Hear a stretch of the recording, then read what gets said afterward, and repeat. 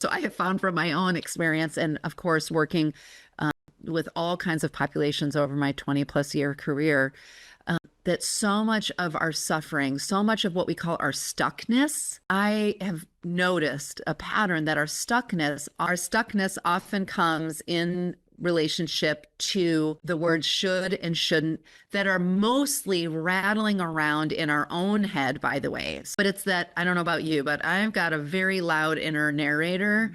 She's yapping in my head a lot. I'm trying to have I'm working on a better relationship with her. But that in grief, that shows up in so many ways. I shouldn't be sad. I should be happy. I should go back to work. I shouldn't talk to my kids, cry in front of my kids.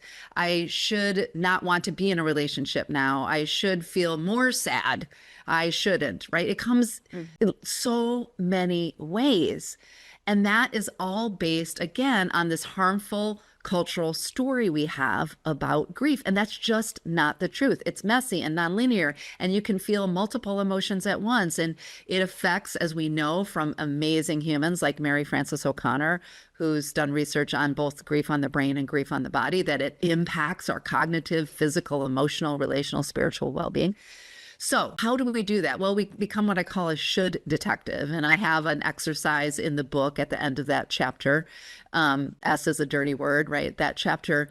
We want to get curious to notice, like, what am I talking most often about should and shouldn't? Is it around how I behave in front of my kids? Is it about my emotional landscape? Is it about my role in community or work, right? So what are the shoulds and shouldn'ts happening around? What are the common themes? And this is where we might practice writing in our journal. What are the circumstances? Is it coming up when I'm talking with other people? So maybe I'm sensing a kind of expectation or judgment on me. Is it coming up when I'm really overtired? Is it, by the way, answer to that is always yes, right? Is it coming up when I'm hangry? You know, I haven't been eating or haven't been moving my body.